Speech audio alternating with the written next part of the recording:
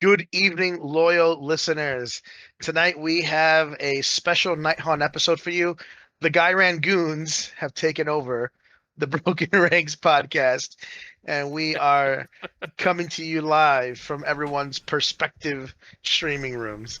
As always, we do have Richard Collis, and Hello. joining us today as our Nighthaunt aficionado, we have Trevor Scriptor Mortis Geezer. Hey everyone, how you doing? Oh man. Well, as you can see here from our first slide, RIP Pontifex. Don't let the door hit you on the way out. Did you guys see like how many things they changed on our war scroll? It is Yes. kicking, and now you can't do this, and you also can't do this, and you also can't do this, and you also can't do this, and also you're up 40 points. Yeah, that was outrageous. Just the amount of things that just said you couldn't do anymore.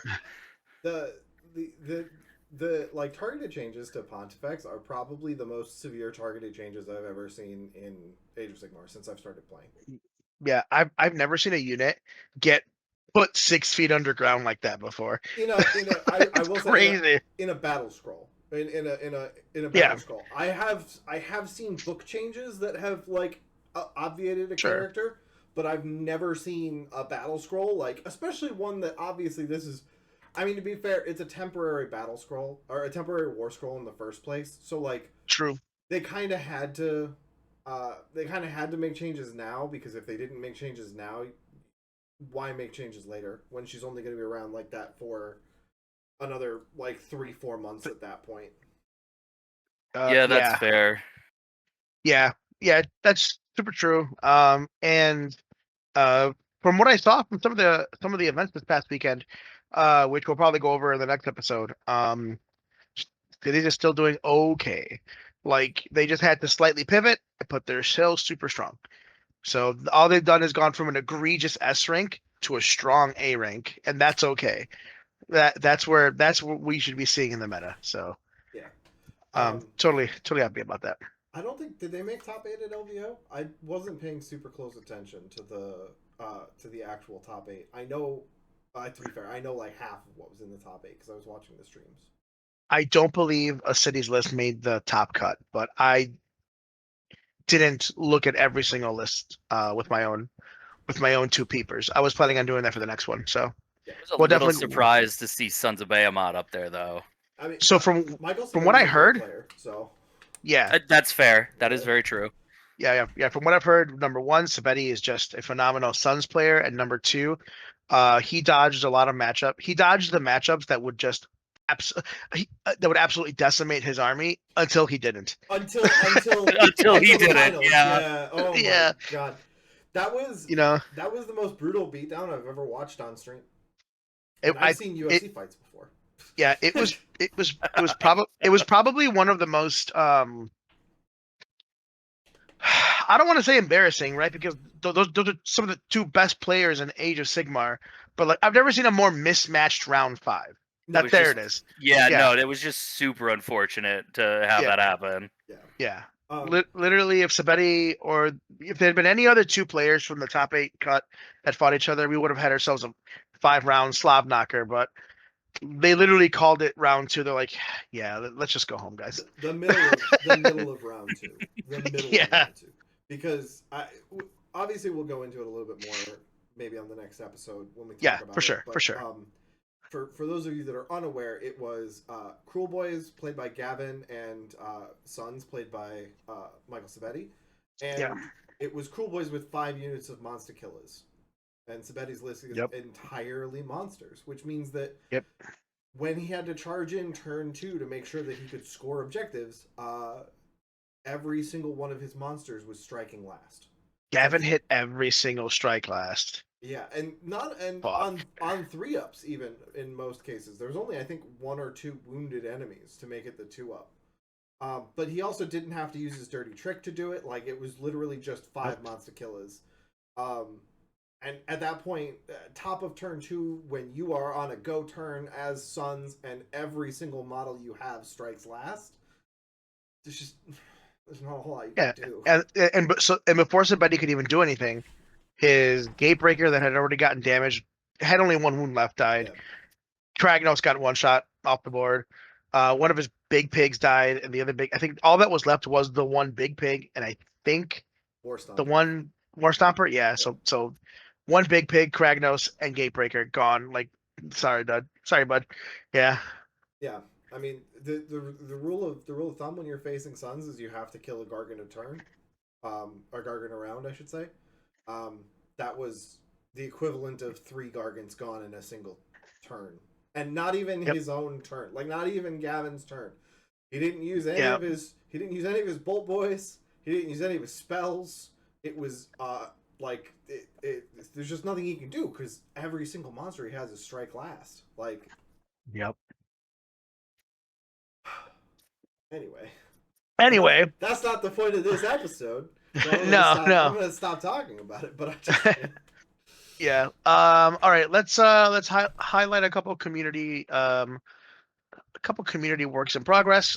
First on the left, we have this really cool samurai bust that Kevin Engel's working on. Mhm. Really, really digging some of the work he's doing, especially like the hilt.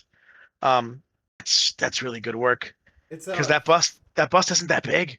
it feels That's like a lot. a mix between like obviously a samurai like but also a little bit of Mandalorian in it too.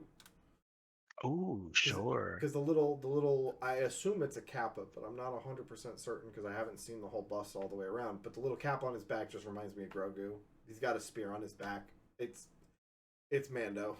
It's Mando in if Mando was set in I'm gonna be honest. fantasy. I didn't even notice that thing. You didn't even notice the guy. He's pointing. He's like get him, Dad. Like I didn't even notice that. I thought it was just, you know what? I thought it was like just something in the background sitting in that little bowl. Oh my God, you're right. yeah, no, he's just Yeah. like, get him, Dad. And his samurai dad's about to whip out his sword and beat some ass. Oh my God. It's Yeah. great. It's great. And then Victor, from Battletome Bullies, dude, he painted this maw pit in like one day. Yeah. He's a fast painter. Wild. He also He's painted so up. fast He painted up Justin's Harbinger in like in one day. in one day. I saw that. It looks beautiful. It is really good. Yeah. Man, I put like 10 hours into my Harbinger and I'm barely like 20% done.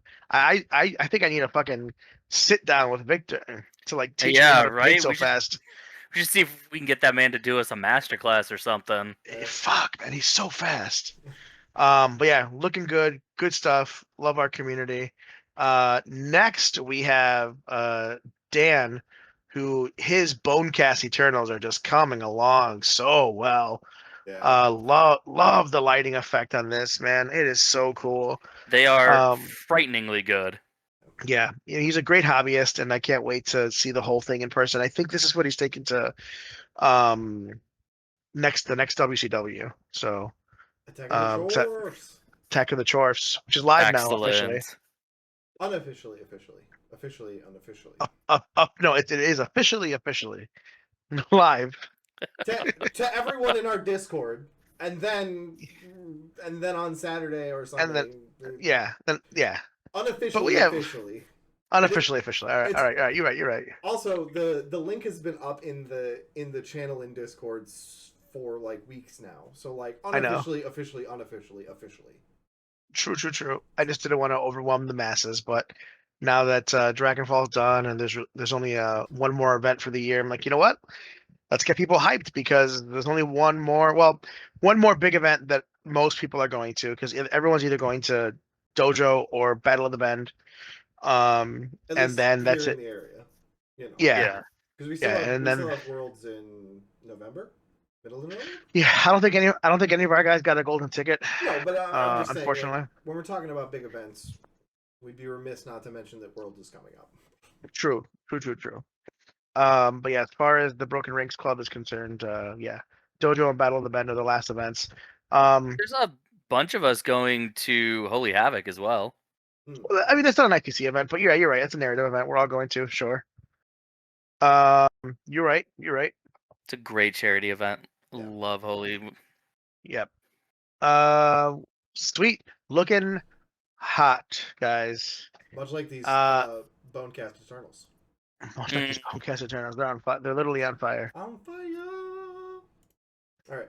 All right, here we go. We got the meat and potatoes. Nighthaunt. Whew. Uh, well, as you may or may not know, you probably know if you're listening to this podcast, Nighthaunt did just get a complete rework.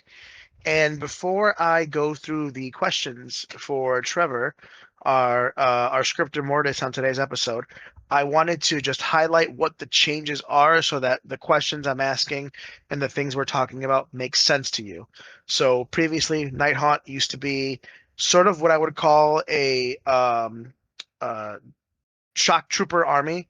They were fast, they were mobile, and when they charged you, they would put some sort of debuff on you based on the unit type. So they would either give you strike last or make you -1 to hit, um, things of that nature. That's all gone now. Now they've retained their ethereal. However, at most every single unit is now on a 6-up save. Unless they're a hero, they're probably on a 5-up save. um, and they can be affected positively Yeah. by save. So they can all out defense now, or if they somehow in the future gain access to something that gives them a +1 save, whether it's a battle plan or an artifact or something, they will be able to give themselves a +1 save through that. So they can only be affected negatively. The other thing that I just didn't use the drop down for is sepulcher apparitions. That's just the rules for how they set up their terrain pieces. It's during deployment, they can set up a terrain piece, and there's rules for setting up 2 more terrain pieces. After deployment's done. After deployment's done. It's important to note that the first, and this I'm fairly certain was true of the index as well. When you set up the first sepulchral apparition, it goes in your normal faction terrain setup. The other 2 are then set up after both armies are set up. Yep. Yeah. And those can go anywhere except your enemy's deployment zone. Yeah. So they can be neutral Nice. territory. They can be your territory. They can eventually be pushed into enemy territory with the ability to leapfrog them. Yeah. Yep. Yeah, they can teleport during your movement phase. You can pick one to teleport, and you can put it. It has to be within 3 inches of your own units, 3 inches away from objectives and terrain, and just 3 inches away from enemies as well. Yeah. Nice. And remind us again exactly what they do. So the houses serve twofold. For the Nighthaunt themselves, it has a 12-inch Holy Within aura that allows you to return D3 health or D3 amount of models to a unit. You roll a dice at the end of any turn, so it can be your turn or your opponent's turn. You pick 3 units and you roll the dice for that. Negatively for your opponent, if they happen to get in combat with it, it does turn off command traits or commands for them, so you can't all out defense, all out attack, anything like that. Power through. Yeah. Rally. Yep, turns off all of that. I actually goofed up because I tried to power through. And I was by one, and Ryan was like, "Can't do that." I was like, "Perfect." I was like, "You're right." Was it with an Alapex? Yeah, it was with an Alapex. Yeah, he's like, "You can't power through." I was like, "Oh no!" That same thing happened to me in the game that I played with Trevor right when Nighthaunt launched. It was a bad time. Yeah. Luckily, I didn't got to the game, but I was like, "Oh, that definitely got this scouting force turn 3. Gotta wait now." So yeah. And then they have ethereal translocation, costs 1 command point. In your movement phase, you can pick a Nighthaunt unit that is not in combat, remove that unit from the battlefield, set it up again on the battlefield more than 9 inches from all enemy units. I will say, so I didn't want us to get too much into the spells, the battle formation. That's too much man reads book type things, and that's not what we want to do for our podcast as far as when we approach things. I do want to highlight that I do think the fact that this is still in the movement phase and they didn't try stuffing it into the hero phase or anything works really well with one of their new spells, Wrench Souls, which gives them a retreat or a move in the hero phase. So that's a really cool way to get yourself out of combat and then teleport somewhere else during the movement phase, which I think is super cool.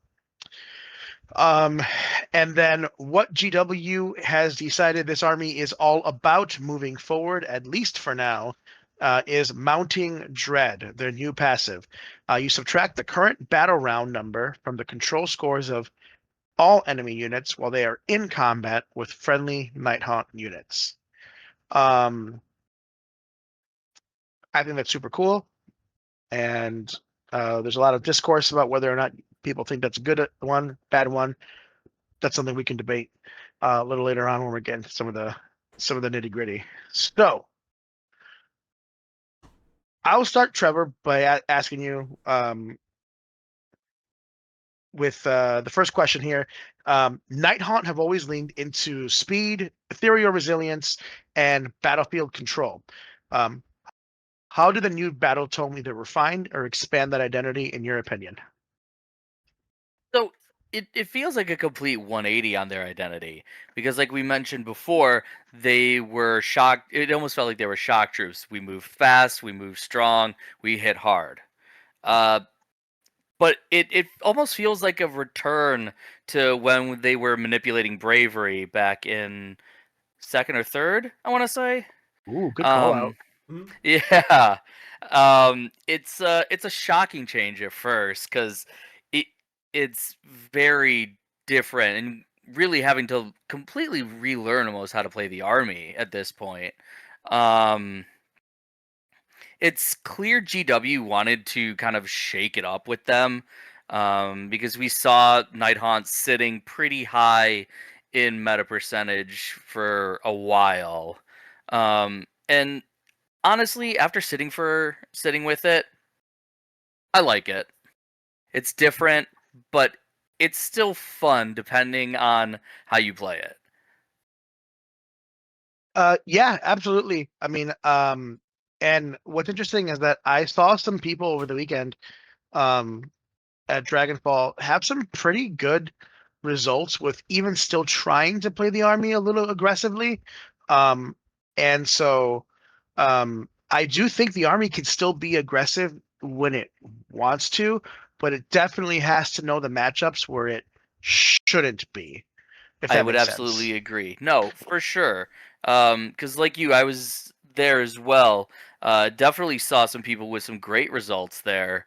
Um, You were and one of yeah, them, I think I was, but but I not was in playing. Nighthaunt. No. I was playing my character on there. But I did actually get to play against Nighthaunt, and it was interesting to be on the other side of it because I've yet to play against them. Um, and so it was a unique thing to see how my opponent played it and what their list was comprised of. Um, and we are seeing very drastically different lists, Hmm. but there's a couple of I would hesitate to say themes like rising up, but I guess that's all. That's the only word I've got for you is Yeah, themes for list building for these folks, and it's you're either spamming Pyregeist, which is apparently what everyone wants to do, and I personally disagree with that. sure. Um, but then we're seeing lists that are focusing more on the defensive. So we're seeing a lot of like blocks of Blade Geists and Banshees to kind of stop the spells and things like that. But then we're seeing a little bit more mixed lists where we're getting some more of those aggressive units like the Grimgas Reapers or coaches in them so they can actually punch through certain things and actually be able to kind of remove units that they just don't want on the board anymore. Yeah. Yeah, absolutely. I think that's a perfect assessment there. Some of there was a couple different lists at Dragonfall that I saw. The guy Rich, I don't think we haven't gotten to talk about it yet. We will though. But the guy that got best death and got most bloodthirsty. So at Dragonfall, which is a little bit more a little bit more narrative than most other GTs will go to. They track how many things you kill, like kill points, right? And he got most bloodthirsty. And he said he's like, yeah, I tabled my first 3 opponents, and I was like, I didn't know Nighthaunt could do that right now, but okay. Like that's crazy. What was his list? We'll actually It talk about that later. Oh, We'll talk about that one later. Yeah, that's one of I the lists we didn't wanted know. to highlight today. I Yeah. Yeah, didn't no, know. I know. I'm But coming in this unawares. wow, it's crazy. I'm also exceedingly blue right now. I know. I'm sure because of Yeah. the background I chose for this slideshow. Yeah. Yeah. Sorry about that, bud. It's okay. I'll just be blue. It's fine. Um, well, what War Scrolls have been a welcome surprise for you, and which has been leaving you either unsure or maybe wanting some more? So, after spending an extensive amount of time in the book since I was able to obtain it, um, there's a couple that really kind of stand out. Um, Lady O and the Blade Guy's Revenants are two of the ones that I was just like, okay, these changes are wild, and I'm here for it because so Lady O, she's on 5/5 now. She's still got her 7 health, but she is now rocking the 5-up save and a 5-up ward. Notoriously, she had a 4-up ward previously, which was doing so much work for her. Yeah, she But was what a they she was a 4/4 before. Yeah. she was indeed. Yeah. Um, Surprisingly, though, I feel like her new iteration is possibly even more egregious It is. than previously It because 100% now is. she can only be hit and wounded on 5s and 6s. And those are unmodified values. Those are not modified. You cannot have a 4 that hits because you have +1 to hit. You can't have pluses to wound, making your, your 4s to wound, 5s to wound. Like, it is unmodified, which means that You got to show 5s and 6s on dices. one That's out of every 9 crazy. attacks will actually wound. That is just Yep. mathematically how it works because you're only hitting 1/3 of the time. You're only wounding 1/3 of the time. 1 in 9 attacks hits Lady O, and that's before her saves. That's before her wards, and she can still be a 4-up, 4-up if you have the Spirit Hosts and All Out Defense. So she is getting wounded 1 out of 9 times, and also has access to a 4-up save and potentially a 4-up ward with another 120-point unit. It's really hard to kill her with anything but magic or Mortal wounds. mortal wounds from like a charge, impact hits, retreating damage, like things like that. Yeah. Crit mortals are obviously still scary.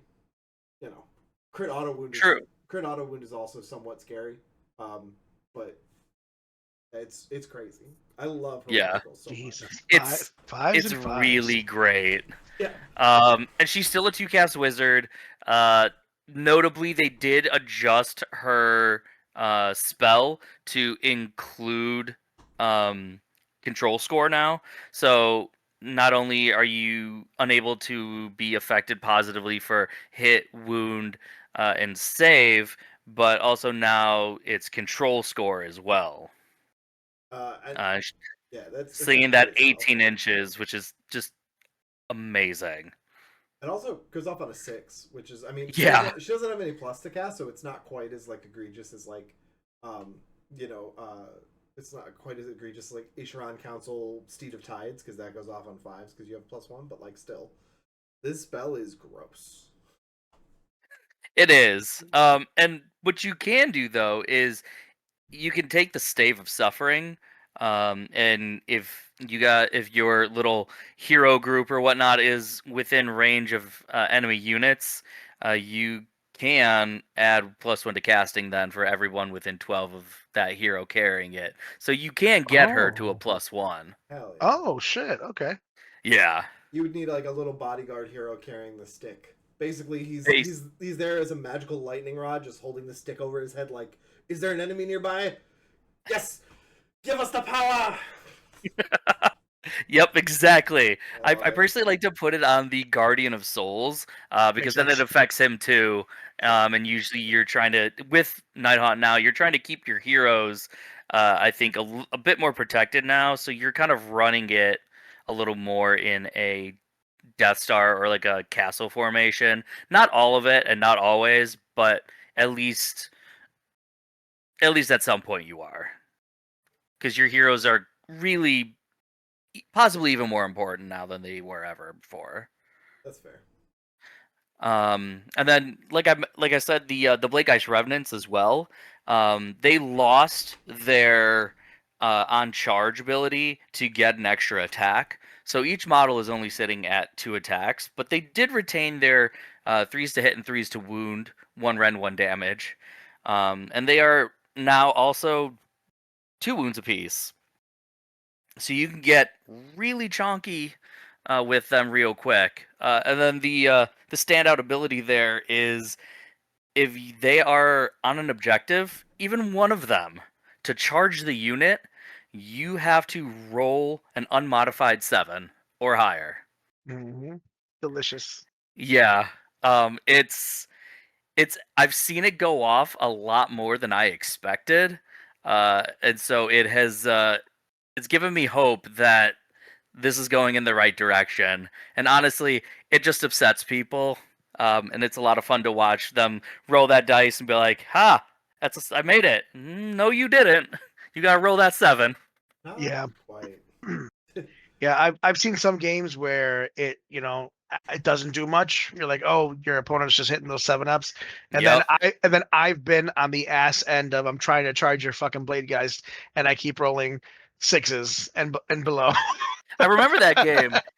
They had like a 50% success rate, which was impressive because you tried like 12 times. Yeah. Oh my god. Oh man, that was crazy. Yeah, I mean, mathematically speaking, it's slightly you're supposed to hit those charges more often than not, because the 7 is the most common dice roll on 2d6, and if you consider that 7 is most common, everything above 7 has the same level of commonality that everything below 7 does. So, like, in theory, you should be rolling that more often than not, but the fact that you've cut off, I don't know, like probably like 40% of the maybe 30% of like charges just don't work. And like it doesn't matter how many pluses you have, it doesn't matter. The only thing that really affects it is obviously charge dice. Like if you have 3d6 charges, it's a little bit easier to hit that 7 obviously, but it's unmodified. So like, you know, oh, I have +2 to charge. Oh, I'm running I'm running bull centaurs. I've got +3 to charge. Did you roll a 7 though? Like, did you did you show me those goddamn 3s and 4s, 2s and 5s, or 1s and 6s? Because if you didn't, get the hell out of here. I don't want to see you. I don't want to talk to you. However, you have to be careful when you're lined up next to other units and terrain, because those can still be charged as normal, and you just cannot end within half an inch of the blade guys. So you can complete a charge into something else and have your guys sitting 0.6 inches away from the blade geist. That's totally legal. So you gotta be careful. But if the blade guys are fronting everything, like it's cooked. There's nothing you can do about it. Just hope that you roll those 7s. Yeah, and I've had a couple games where I watched already of people, and a lot sometimes they would put their terrain piece too close, and I'm like, your men are too close to the wall. No. No. Every time I see that happen, I'm just like, and it just evil laughter. Yeah, I was like, no, you fool. And then as far as any war scrolls that you were like, what the fuck happened here? Not including hex rates. We all know the trick. Oh, come on! They were on my list. All right. Let's. All right. For the audience, Trevor and I have very strong opinions about hex rates. All right, let's shit on hex rates for 5 minutes. Go ahead. They didn't get any health increase. They didn't get any sort of save change. No, their save got worse.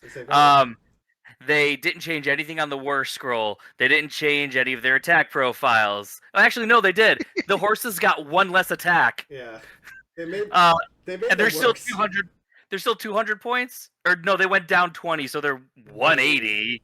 Ooh, yeah. No, Hex Wraiths, worst thing in the book right now. Like, Sorry, their not save- sorry. Like their saves, whack. Their points, whack.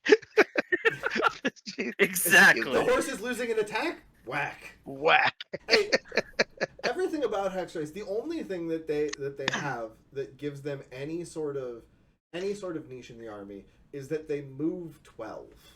But Yeah. at the same time, you could just take a unit of Dreadblade Harrows that can teleport for free that are 100 points that can also move 12. There's never a reason in any universe, even with the 20-point buff, because the last time we had this conversation, they were still 200 points, but even with them being 180, It's true. there's no reason to ever take them over anything else in the army, because you can get 12-inch move from something else. You can get Dreadblade Harrows. You can get utility from Mirmore Banshees and get 2 of them for the same price. Like, Hex Rays are the worst. They absolutely are. I mean, I love them because I love the models and I love the idea behind them.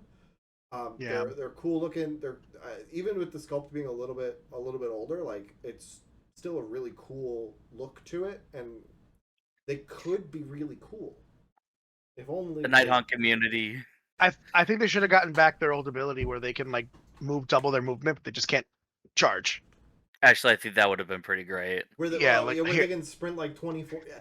The problem Yeah. is that wouldn't go over because you double their movement characteristic for the turn, right? So like Yeah. Wrench Souls, they're moving 48. Sure.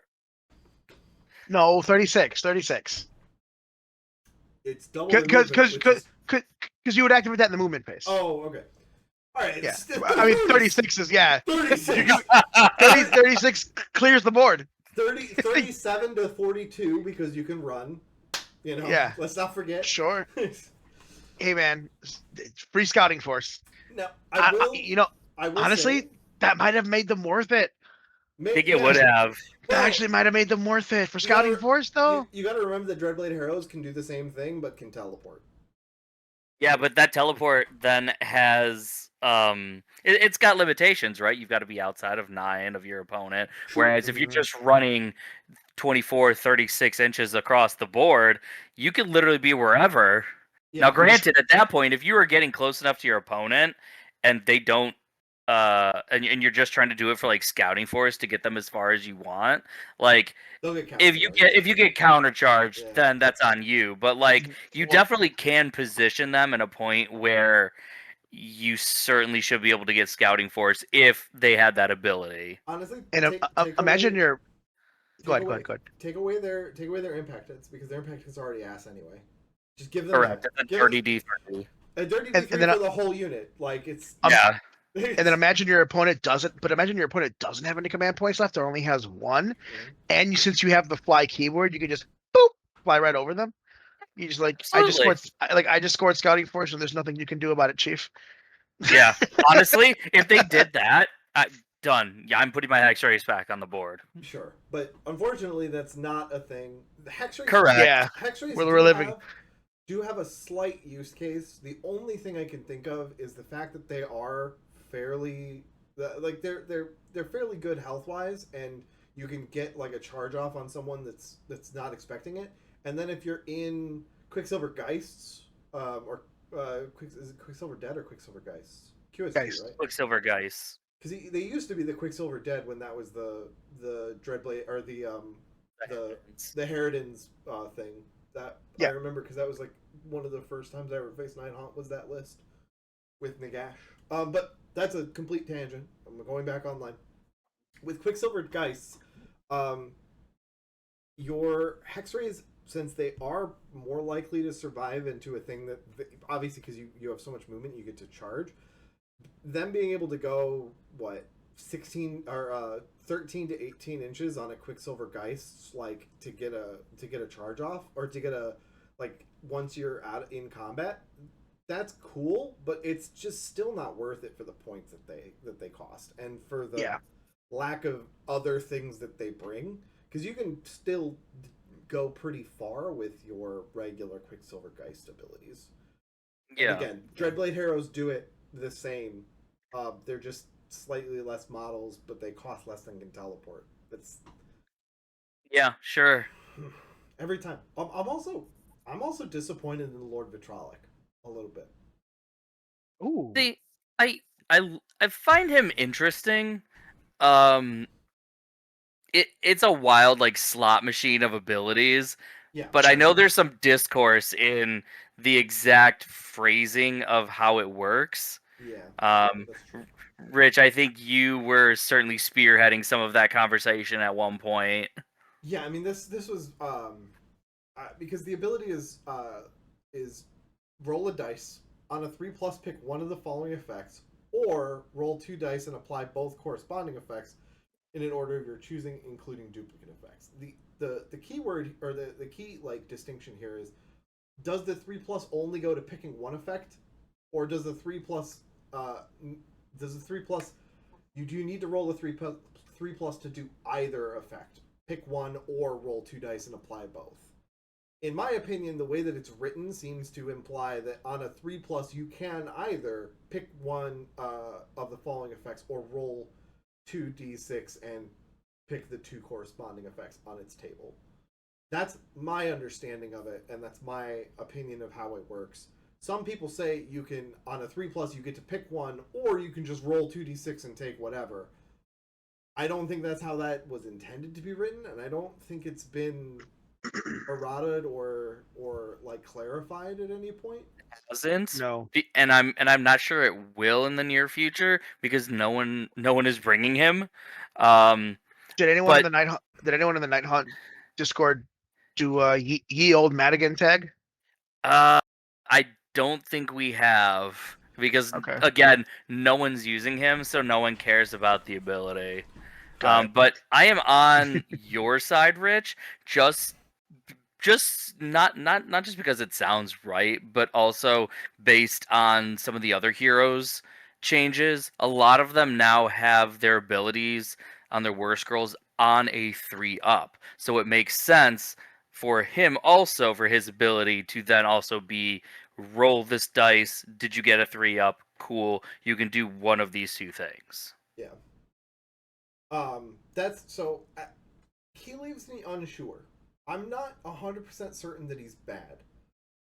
Because there are some situations where I could see him popping off. And he's fairly Yeah, cheap at, I think, 110 points, 120 points, something like that.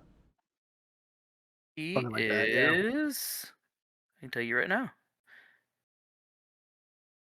He is 120 points. Yeah. So I mean, there's a thing here where like there is a world where you roll that 3+, you decide to roll twice, and you roll 2 3s, and you're shooting 3 attacks with your hurled vials, 2s and 3s because you obviously all out attack, Ren 2, Hmm. d6 damage, 3 shots. Like there's a world where you just clear a monster with just his shooting, but obviously you have to get lucky and roll 2 3s or 3 3s even. But like there are some situations where he can be effective. The problem is that at 120 points, even at 120 points, on a 3 up, you can pick one of these, and that's cool. But like, you have to be in the right matchup for it to matter. And I feel like Very good point. Yeah. there are other points that you can spend that are just universally going to work out for you, where this guy does not all the time. I mean, obviously he's got options, like he can deal with faction terrain. He can deal with manifestations that are immobile very He easily can on a turn three. off wards. He can turn off wards. Like being able to turn off wards is great. Don't get me wrong. I think it's probably still worth including him in most armies, just for the ability, because I think that as a whole, I think um, wards still impact everyone very severely. So anything that gives you the option to turn off wards is great. Um, Absolutely. it's just I'm not sure.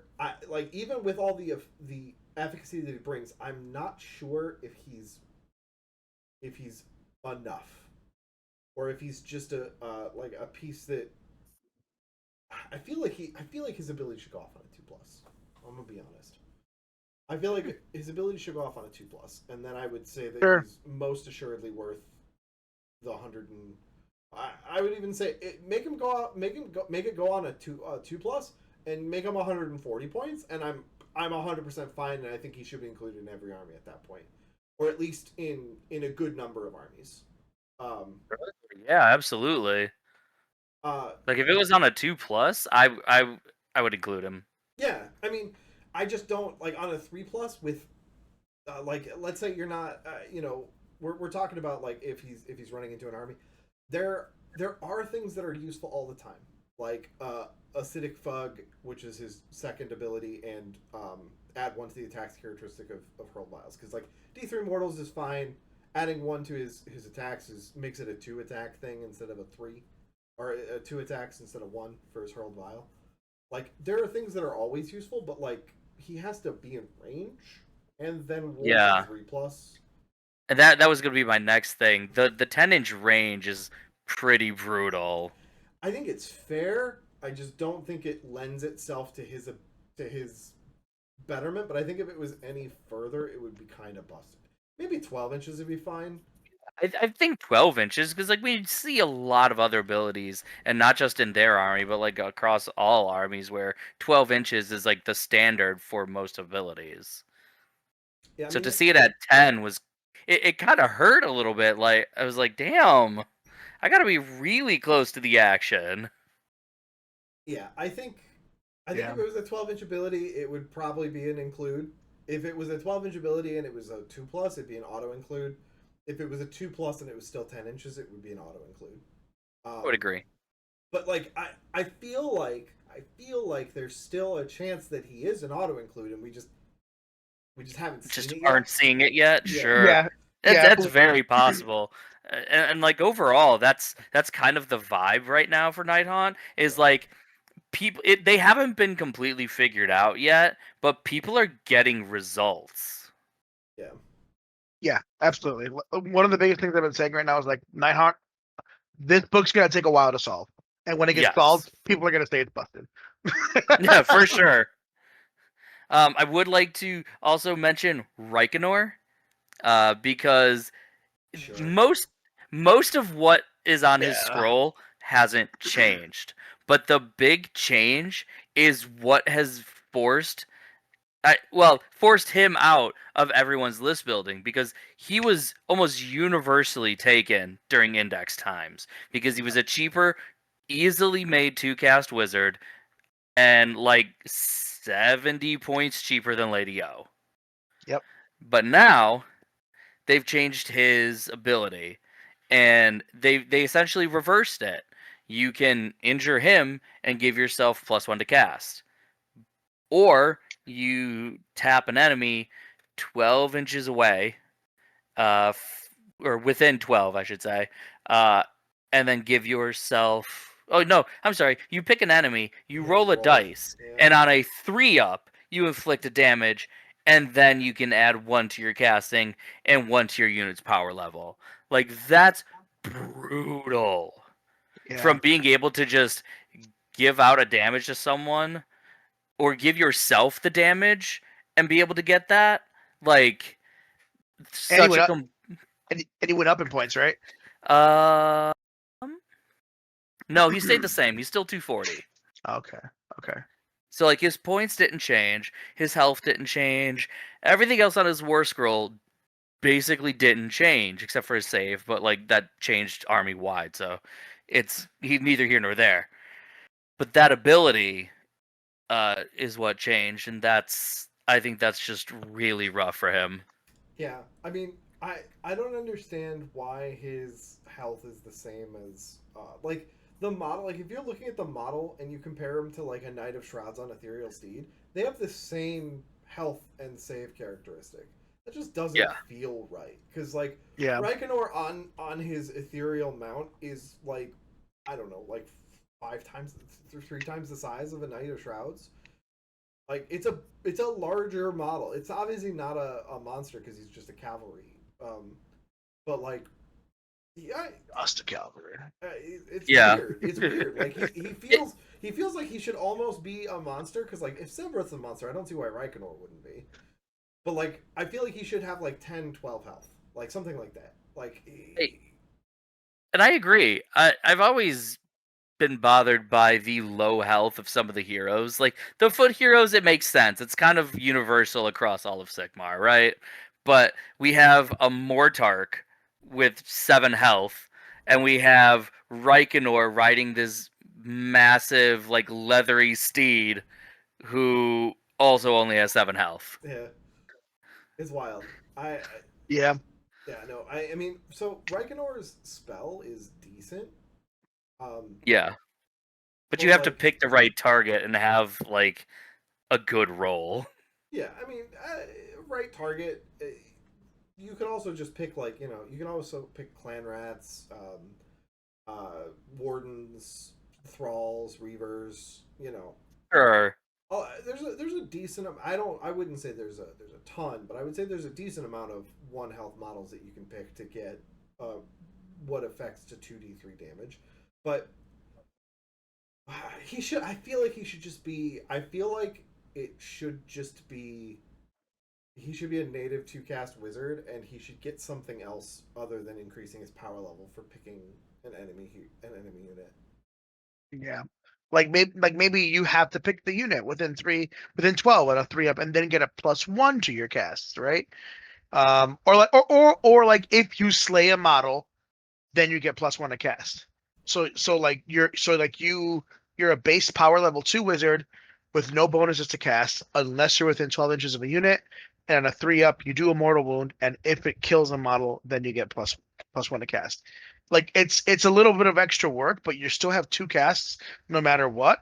And if you put yourself in a little bit of danger, you get a +1 to cast. Actually not. I'm not mad about that. I Yeah, actually would kind of dig that. just take away the 3+ restriction and make it like if you're within 12, give out a damage, and if that damage kills a model, you get +1 to your casting. Sure. For 240? Yeah, Yeah, I for think so. 240 Yeah. for 240 with a unit within 12, like yeah, that's Yeah. not. Yeah, no, Bad. Yeah. that's legit. GW should just hire us, bro. What's going on? They should. Cuz honestly, I think really that makes more sense lore-wise cuz like you're snuffing out a corpse candle. Essentially, you're like snuffing out the life of something, right? So popping that ability, being able to do 1 damage and kill a model, like it writes itself. Yeah. Boom. There it is, baby. There it is. And I think that leans into the very next question I have for you. And the very next question I've got for you, for both of you, is if you could craft 1 unit to add to the Nighthaunt roster, what would it be and why? Oh, Trevor, do you mind if I just off the cuff give my answer? Go for it. Let's hear you. Bring back the Morngul. Bring back the Bring fucking back, Morngul. bring back the Give Morgul. Nighthaunt a monster. God damn it! Justice for Morngul.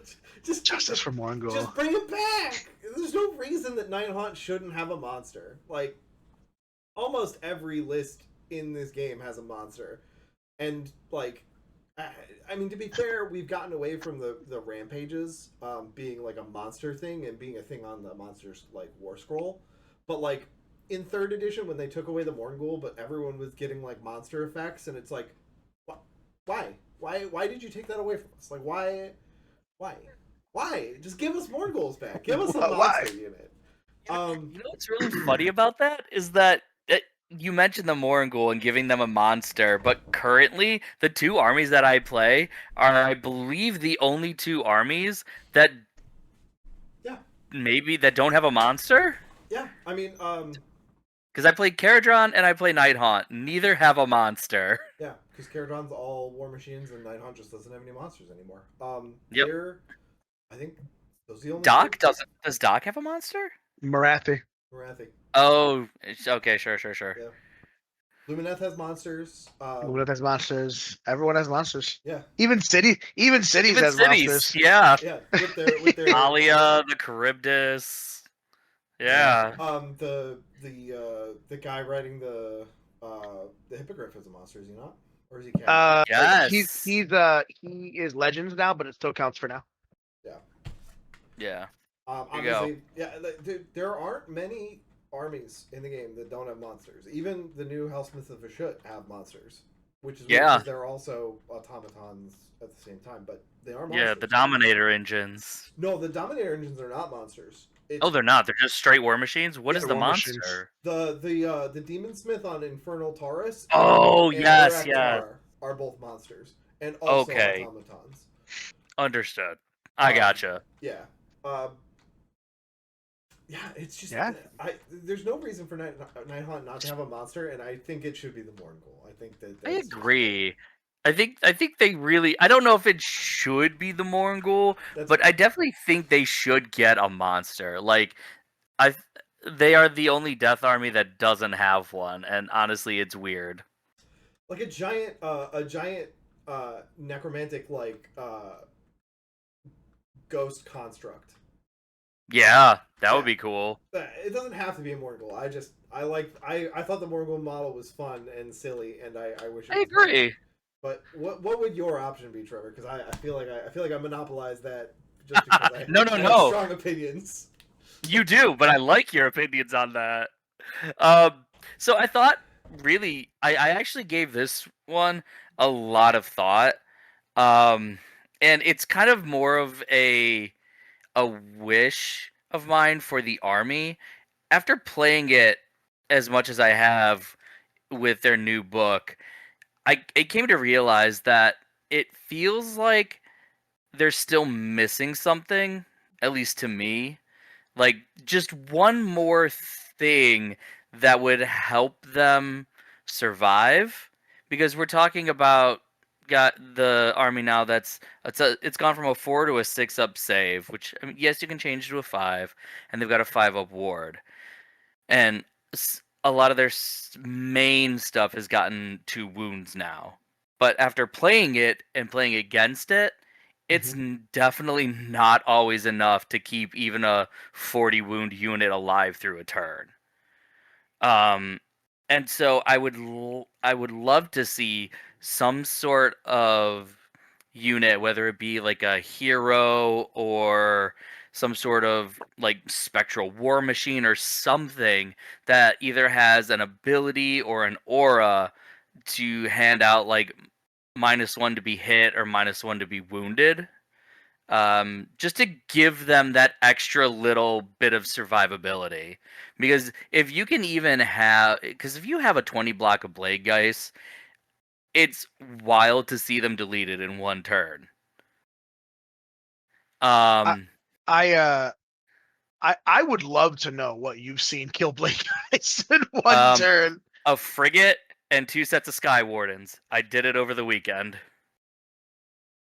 A frigate and 2 sets of Sky Wardens. Yeah. Sure. Yeah. I mean, sure. So it was 3 units that did it, not one. Yes. Unit. Yeah. Okay. All right. That's fair. Because I threw 6 eels and a block of 10. Sorry, a block of 10 Blade Geist, and I killed 6 Blade Geist, and I was ready to pull my fucking hair out when that happened. I mean, the other thing you have to remember is that it's all dependent on, like, if someone rolls 5-ups, right? Like, if you're rolling your 5-ups, your guys don't die. But if something can turn off wards, so it didn't even turn off wards. Yeah, no, but I'm saying, like, if something can turn off wards, like, all of a sudden you've got 40 wounds on a 5-up. Like, yeah, there's a lot of things. There's a lot of things that can kill that, as long as you can turn off the wards. I agree with Trevor. I agree wholeheartedly. I think the army just is lacking a unit that gives your opponent a debuff.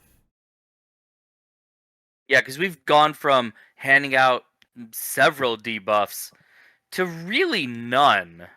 You have Lidio's spell. Lidio's spell, but and Fight Last on Heroes spell. Yeah, but again, there's spells. I think is the hero spell 18 inches. I think it might be. It is, yeah. Most debuff spells are. Okay, so you've got very few aren't. Sure, and that can definitely play, but like it strikes last. So if you don't kill it, it's going to swing back at you and definitely do damage because you're probably going to be targeting like monster heroes, Sure. and those are rough. But conversely, when you set a monster hero to strike last, you get a chance to battle damage them if they have that. So like Yeah, there true. there's some play there, but like I don't think it's enough. I think that there should be something that gives the army like -1 to hit, -1 to wound. Maybe even something that gives out a +1 to save. Like Sure. you gave the army a whole thing where you're like, oh yeah, you're ethereal, but you can now modify your saves positively, and then you left them with all out defense. You might as well have just said that they get all out defense.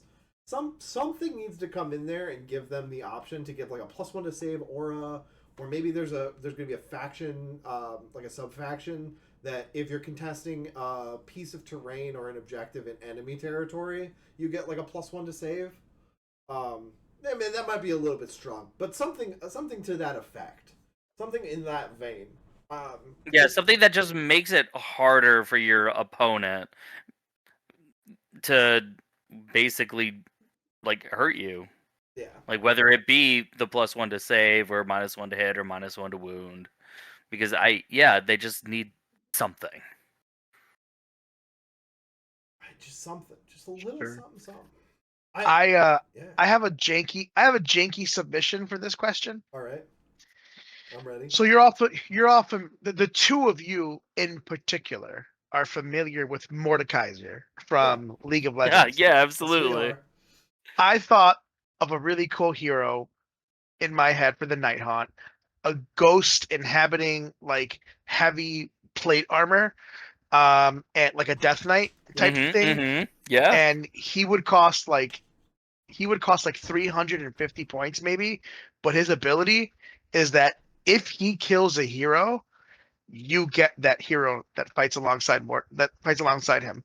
So like he like Oh takes my his god, no, he yeah. that's too much. That's too much, dog. That's fucked up.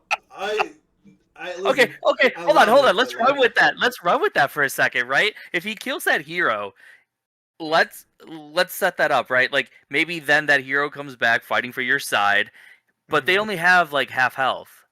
Sure. And they're doing like fewer attacks or something. You know, like they are a lesser version of themselves because they are now just like a ghostly like minion to him. I would Yeah, say. you could I would say you could that. even say like non-monster. You could say Yeah, non-monster hero. yeah. That's I it. was gonna say non-monster hero for sure because I definitely don't want to see him bringing back like a Rodigus. Like, Hey! like that's fucked up, dog. Like I couldn't handle that. But when you Think about how said much fun that would be though. no, Oh, it'd be so great. it would be really cool. I feel like the problem is that it would definitely lead to I think some negative player experience like when that first happens to you. You know, like it's like For that someone for runs that up. for that point text though, like 350. Yeah. So the thing is when you first started talking about it, and you were talking about like an armored Death Knight, that was actually my while we were talking about things, not my off the cuff Morngul, but like something that functions similarly to Annihilators.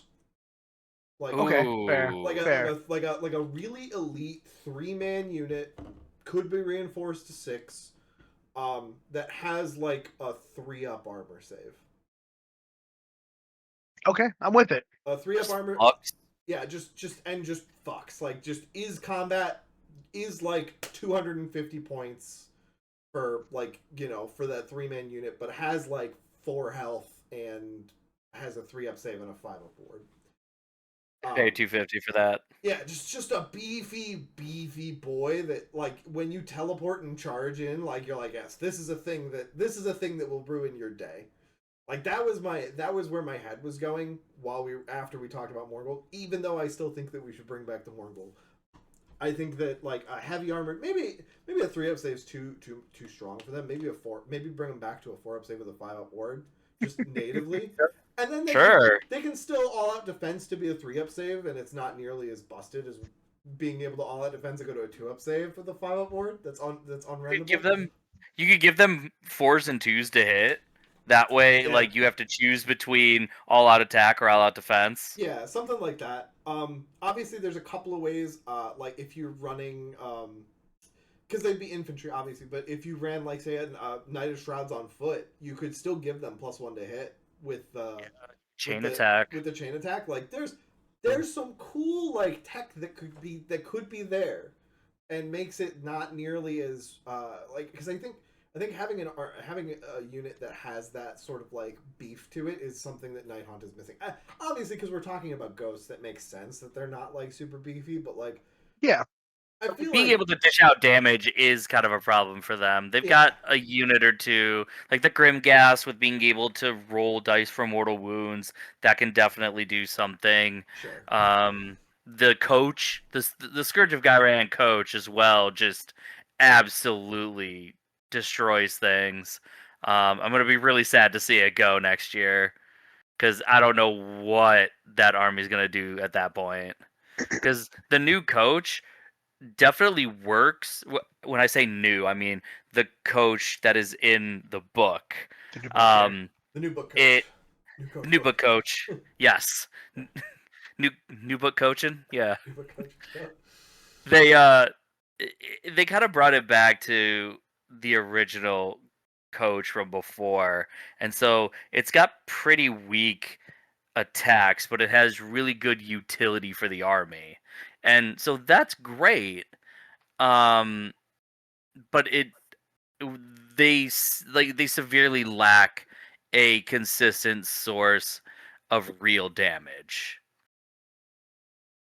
Yeah. And I think Fair. that's the other part of it where they just they will struggle to cut through certain things and they'll just get bogged down, which is kind of what you want, except if you're, say, pinned in, like, on your side or something and you need to move across the table. You know, they have tricks for it, but it's not guaranteed to always happen. True. True. Um.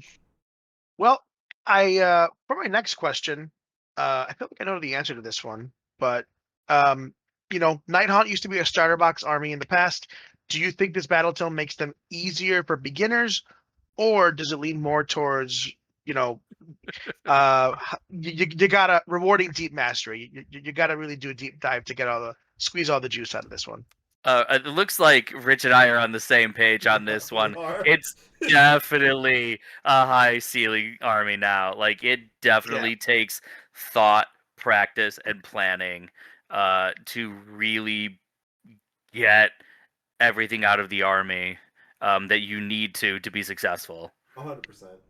So before, when Nighthaunt was a 4-up unrandable and a 6-up ward, the thing about the army is that when you're teaching someone to play something like Age of Sigmar, or someone's new to playing Age of Sigmar, it's easy to be like, hey, you always roll 4s when you're going to save, and then you roll 5s or 6s depending.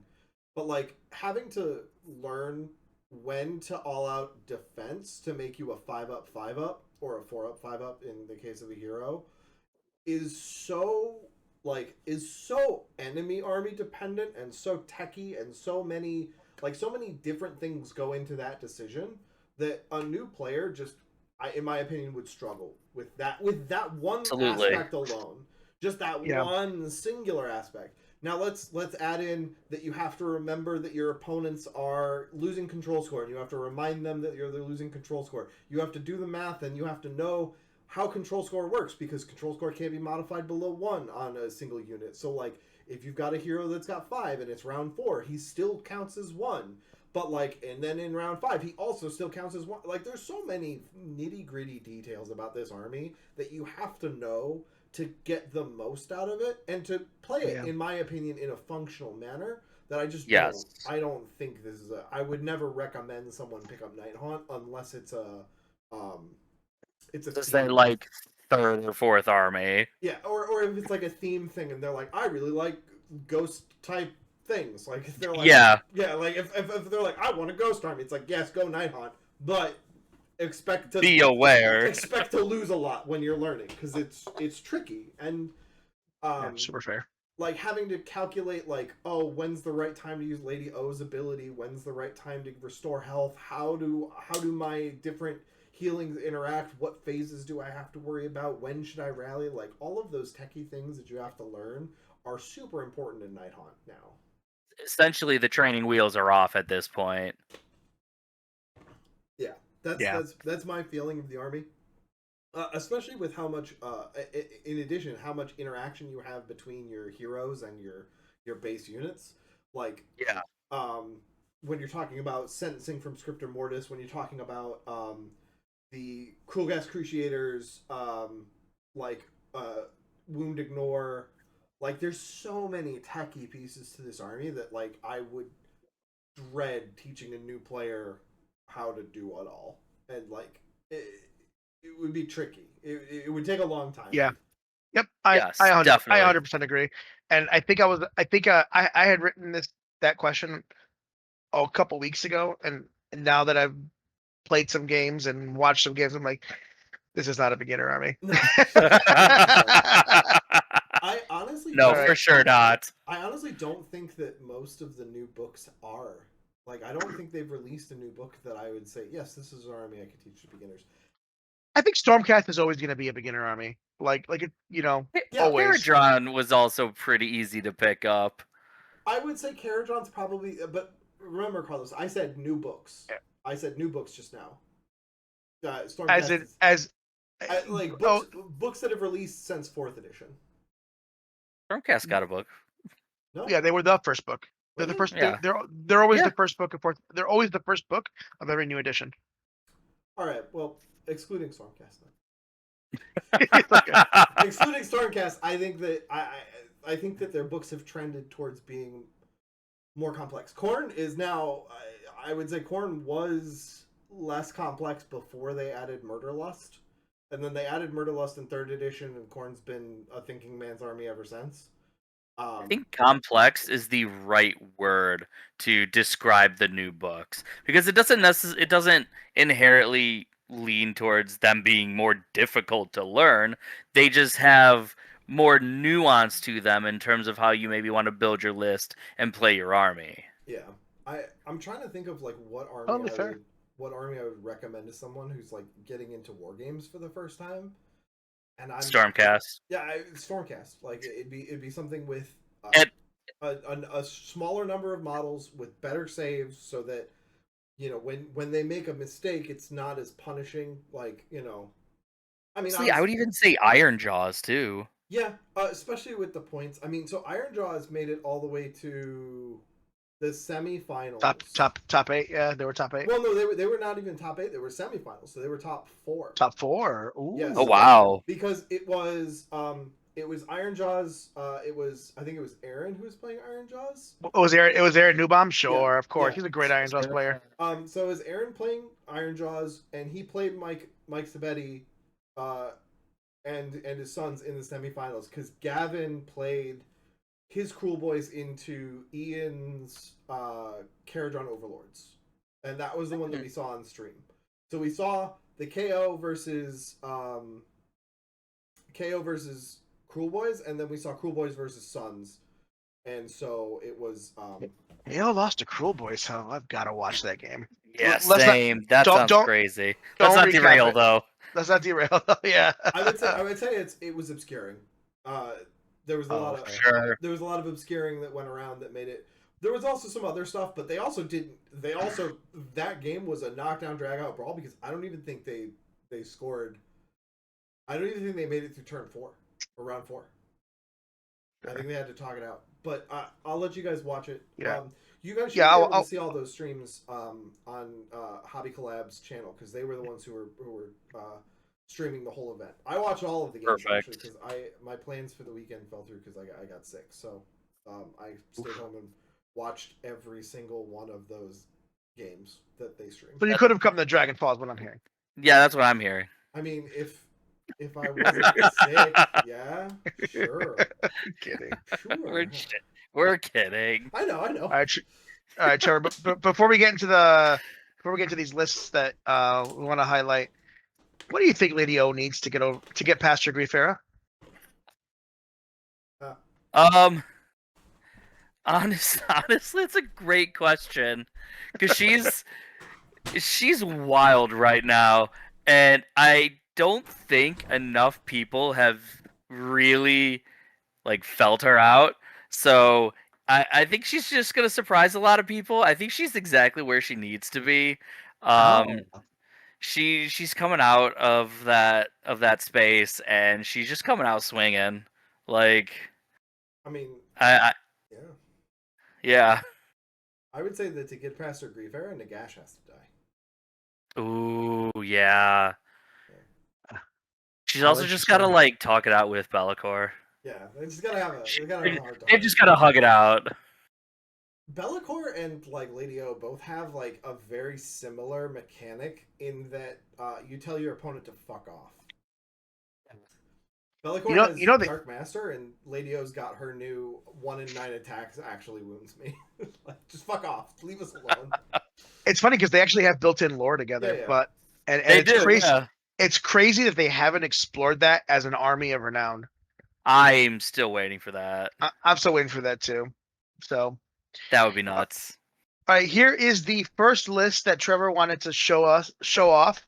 It's called "We're Gonna Paint Your Wagon with Blood." I bet. Yeah. Which is a terribly obscure reference to a Simpsons episode. Gonna paint a wagon, gonna Gonna paint it paint it good. good. We ain't Ain't bragging. bragging. We're We're we're gonna coat gonna that coat that wood. wood. Yes, thank you. That's my ADHD firing off on all fucking cylinders. Hell yeah. Much like the wagons do in this list. All right, so Yes. what the fuck's going on here, Trevor?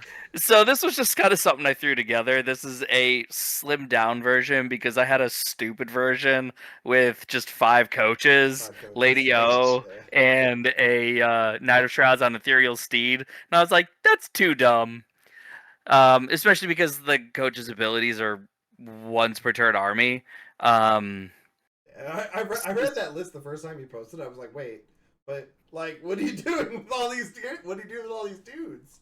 Exactly. The coaches were just, but I mean, you can't discount the fact that No, it's a great army. them by themselves are 2 rend on both of their attacks, 3 damage on one when you charge, and otherwise just both are 2 native. So like being able to just send those out with 3d6 charge is really gonna mess some people up. Sure.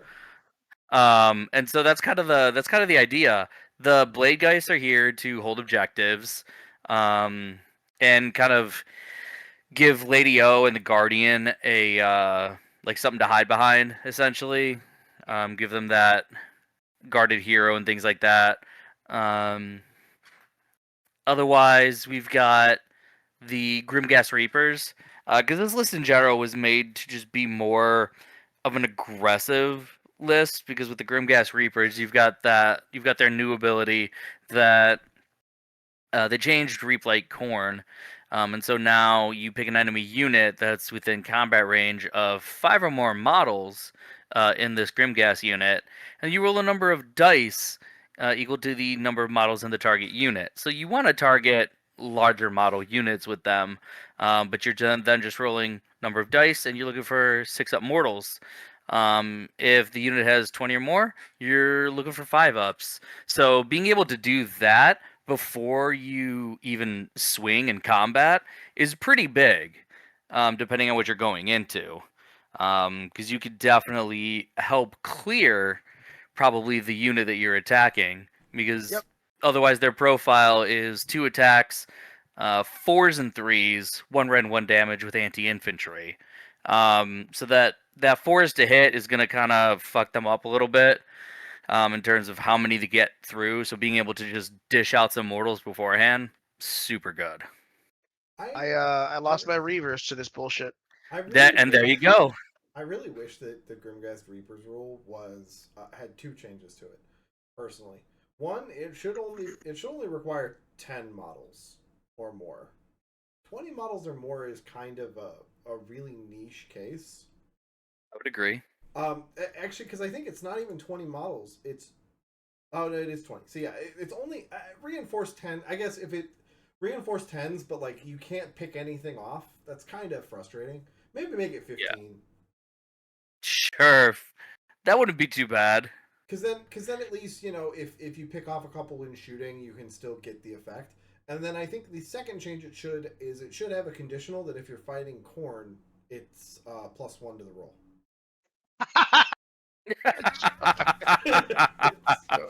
I like that a lot. It's right there in the name, okay? Reap like corn. Yeah. It's right there. Anyway, I think I like But- the list better when you had 4 black coaches, my guy. it was 5, first of all, but okay. 5. I think I liked it better when there was 5 black coaches. I actually like this list a lot better than when it had 5 black coaches because Carlos is crazy. I know. Carlos, their ability, their War Scroll abilities, once per turn army. Like they can't all do the thing. Oh, the coach? Yeah. Oh, So all right. that's why that's why he dropped it down. That's what he said. Listen to what he's saying.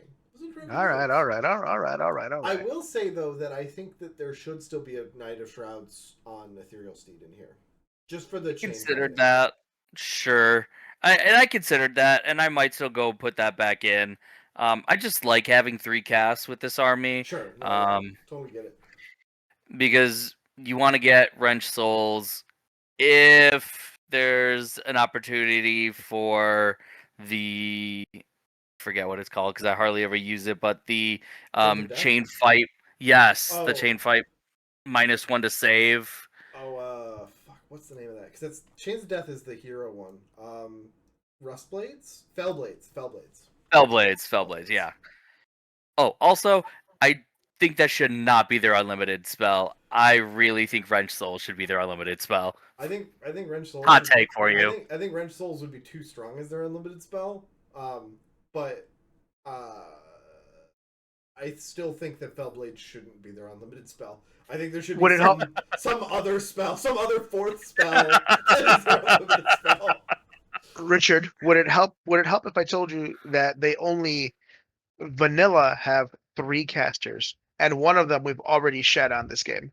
You mean Reikenor? Yeah, so it's Reikenor, Yeah. the Guardian of Souls, and Lady O, right? Yeah. Yeah. Not vanilla would be 4. Not vanilla would be 4 if you add Soggy Coach. And if you got come on, man. The Gash is in the book. He's not wrong. Get out. He's not wrong. He's not wrong. I just think so. I think that Fellblade should not be their unlimited spell because there's never a situation where Lady O is going to want to cast Fellblades. Yeah. Like she's going to cast her built-in spell and she's going to cast Wrench Souls. Yeah. Maybe an endless spell too. Get a little Exactly. That's why I have that's why I like 3 casts in here because you get Lady O's spell off, you get Wrench Souls, and then you have one more to dish out one of the manifestations that you're bringing. And for this one, just because of points, but also I think it kind of works. I brought Aetherop Machineries because you could definitely use the Pendulum to help kind of screen things out a little bit. Chronomantic Cogs, so you've got a little bit of tech there. You can. Yeah, there's your -1 to hit. Boom, you got it, bud. Yeah, on 2 of the characters in this. Yeah. Maybe is the coach considered a spellcaster for the turn or for the hero phase? Well, these aren't the soggy ones though. Yeah, they are. Oh, they are the soggy ones. Read where it says Scourge of Gyran, Black Coach. Yeah. Look with your eyes, dog. Look with your eyes. Look with your eyes. So it's considered for the rest of the turn. So Aetherop Machineries is great in this list. Okay. Giving the coach -1 to hit is gross. Actually, yeah, that is good. I also liked the option to reroll charges as well with it, so I thought it worked pretty well here. Yeah, 100%. And then you just have the swords, which are just a great piece. And if you're going against stuff that has wards, you can just attack with the swords and not worry about it. Yeah, no, the swords are great. The pendulum is amazing. The cogs are amazing. This honestly, I don't think Aetherop Machinery should be free. It feels a little bit good for being free.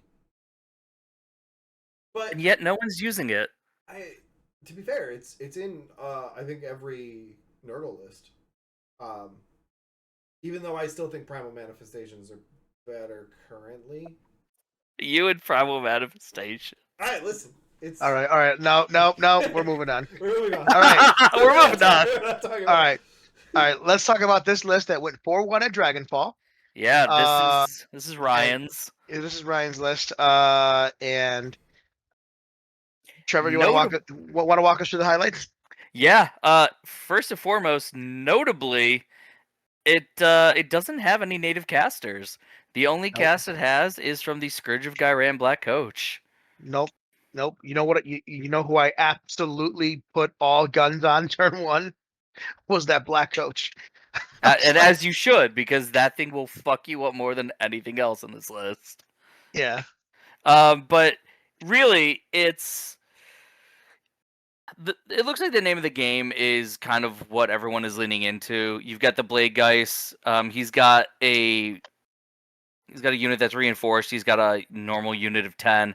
The unit of 10 is going to be used to harass or take random objectives and just kind of hold them, and by trying to prevent you from charging them. Same with the 20 block. He's going to use it to help protect his heroes and kind of sit on the whatever main objective he's playing for. But then you see he's got the Grimghast. He's got reinforced Grimghast, so he's going to do exactly what we talked about with my list. We showed off. You're just looking for the mortals, and then you're looking to sweep with the rest of your attacks. He's got Scriptor Mortis in there, so he can absolutely throw around mortal wounds if he sentences something, and that's why he's probably also running the reinforced Blade Geist unit as well, because it's still 40 attacks. You've got a good chance to throw in some mortals there. on average, it's 6 or 7 mortals. It's 6.6 mortals officially. Perfect. So we could call it 6. We could call it 7 damage that your opponent just doesn't get to save through. Especially if they don't have a ward. The Krulgas Cruciator is holding down the fort with his Ruler of the Spectral Hosts. And the Light Shard, which is an interesting choice, because you don't necessarily want to get the Krulgast in unless you have to. So giving it Light Shard of the Harvest Moon, which still does what it used to, which is once per game you can pop it off and give all of your units totally within 12 an extra attack. So probably hoping for a big swing between the Reinforced Blade Geist and Grimghast into something huge or something really difficult to kill. And just hoping for also the Scriptor to go off. So he's got like a 3-point combo there. It's fun. He's also got Banshees. Yeah, he's got 2 sets of Miremore Banshees as well. So he's certainly looking to kind of block spells for the rest of his army, and then also, I can't tell you how many times, and even though Ryan explained it to me every time, I can't tell you how many times I accidentally targeted one of his units with the Tidecaster or Mathala to try to half his run in charges, and he'd be like, "Blade guys, the Banshees are gonna stop you, and you're gonna take D3 mortal wounds." And I go, yes, see, fuck. exactly. I go, fuck, I forgot about the D3 mortal wounds. He's like, I told you every time. And I go, I know. I almost lost my Tidecaster that way. He's like, I told you every time. I'm like, you're right. Yeah. You're absolutely right. But that's right. You played this list, so Yeah. What I'm saying is that kind of how he played it. Yeah, I mean, this list could be in so many places at once. It actually, I would say this was one of the most definite hardest lists for me to fight because,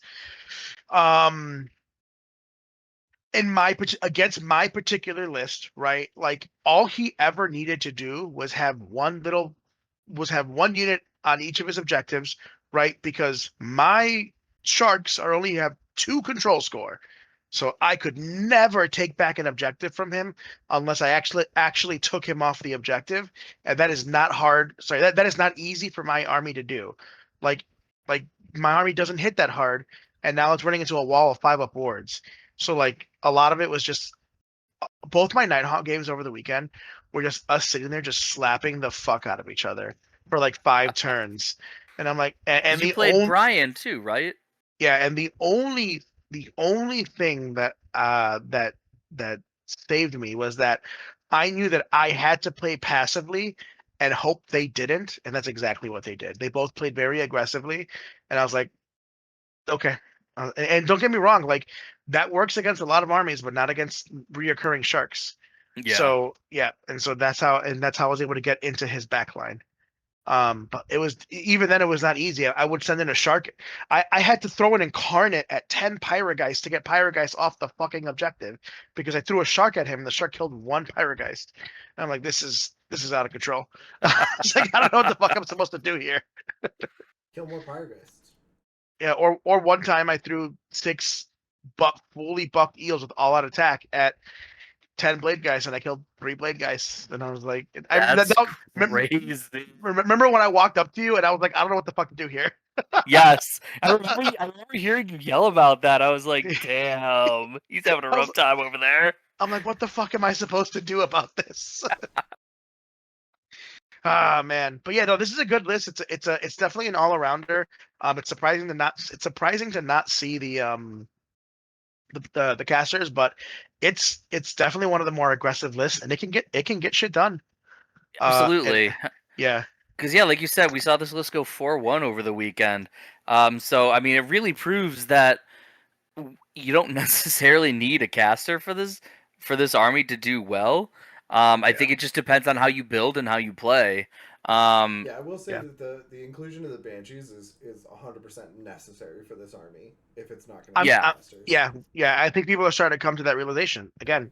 All about getting it solved, right? And like you're like, oh shit, Banshees are really good right now. Yeah. and they're cheap. They're 90 points for an MSU unit that takes up like what, probably 4 square inches of space. Like, I so Yeah, I there's also something to be said for having a uh that like a reinforced banshee unit that is attacking a unit that's been targeted by this but that's been sentenced by the scriptor mortis, because that's what 16 attacks that are crit mortals D3 damage. yeah, That's spicy. That's yarp. that, but that's that's a reinforcement. But again, that's only 300 points for that combo, for paying for the scripted mortis and paying for the reinforced Miramorn Banshees. I honestly think that Miramorn Banshees are probably slightly under cost, under pointed for their cost. Like I feel like they're probably stronger than their 90 points would indicate. but they actually just went down. They used to be 100, but with the battle scroll, they went down to 90. It's just crazy to me. I don't know why they made that decision. Like, I don't understand it. It's even at 100 points, I think they're really fucking good. Like I like. I think it's because they got rid of their rend, so they're down to 1 rend now instead of 2. Yeah, but they're anti-wizard +1 rend, and they're crit auto wound. Like Sure. they're still good. They're still real, especially with teleports and wrench souls. Like they're good. I No, they absolutely are. um yeah, they're just, especially with like their small footprint. Like they're really easy for your opponent to forget, and then all of a Yep. sudden deal D3 mortal wounds to a tidecaster. You know. Yep. Well, sweet. Um, I think we done it. Any final thoughts? So I will say when the book first came out, I certainly was a non-believer. Um, but after sitting with it, really sinking my teeth into it, playing, gosh, I've played so many games already with them. Mm-hmm. It I like it. It's not what it used to be, and we all just have to get over that. It's a really solid book. It's definitely got a lot of play, as we've seen. And it's crazy that it hasn't really even been solved yet. I'm Yeah, excited for the future of Nighthaunt. I think it definitely needs a few tweaks here and there, but I think it's certainly a playable book. It's just gonna take you time, like especially if you're just picking them up. Give it some time. Understand that it's a tough go at first, trying to figure it out for yourself, but sure. it's a good book, and I think they're going to do really well. Yeah. Yeah, I think it's if I had to compare it to cooking, I think it's I think the food is cooked, but the seasoning is off. And I think we just got to figure out what that seasoning is. And I don't know if Yeah. I don't know if it's some point adjustments or maybe some rewording of the spells or something, but it's just missing it's just missing the right seasoning to really bring out the meat, you know? So Yeah. I don't know if the two of you are familiar with what a croquembouche is. no. So it's one of the most difficult desserts to make. Oh, okay. Um, it's pâte à choux and caramel, but you have to make it all, and then you have to stick them together to form essentially a cone that's supposed to be a tree. And you have to get it to all stick together without melting or destroying the dough or anything like that. So it's very technical, and that's kind of what it feels like cooking for Nighthaunt right now. Is like you are trying to make this incredibly difficult dessert, but if you do, it's going to be amazing. And I feel like that's where we're at right now. Is Nighthaunt is trying to make the croquembouche. Sure. Yeah, I feel like what we're probably missing out of the Night Haunt and what's probably going to come up is it's going to be it's not going to happen until I think the next book, the next GHB. I mean, but I think that Night Haunt is going to. I think that there's going to be a resurgence of infantry models in Night Haunt. Like obviously you're bringing a ton of infantry models, but I'm talking like running like 5 or 6 infantry heroes and the regular coach to bring them back to recur them, um, and Yeah. just doing like a Oh, weird buff stack. I think is probably where they're gonna go, but I don't think that's going to happen until the Scourge of Gyran Black Coach goes away. that's fair. Yeah, I was you remember Yeah, I was cooking with that list at first, but I haven't gotten to try to revisit it. So I might yeah, I actually ended up with the book over the weekend. Fun fact. Yeah, Andrew. Shout out to Andrew O'Reilly for that one. How did that happen? The because it's a charity it's a charity raffle Sure. at Dragonfall, and he went up and he won something first, and he went up there and grabbed it. He's Plague like, bearers. he had Plague Bears. He's like, there's nothing I really want up there. And then he won again. And then as he was walking up there, the Night Haunt book was up there. I said, "Yo, dog, grab me that Night Haunt book." And O'Reilly It's just with like half joking about it. I was half joking, but then Andrew got that shit-eating grin and he grabbed it. He's like, "Here you go, dog." And I was like, "Oh, sweet, my next 5-0." To which I saw Trevor from the corner of his eye with the fucking evil anime eye be like, "I'll fucking kill you." Honestly, I can't wait for you to stop playing Order so I can actually have a chance at being best Order. I think I think I now have to go on a world tour where I got to go. I've done destruction. I've done order. Now I got to do death and chaos. So maybe I'm gonna go for Nurgle is pretty hot for chaos right now. Nurgle is hot for chaos. Oh, could you imagine me playing Nurgle again? Just take your army back from the tiny child. Yeah. Yeah, yeah. All right, boys, that was fantastic. Thank you guys all for watching our little yapping about Nighthaunt. Until next time, remember, death is not the end. It's just the start of the next battle round.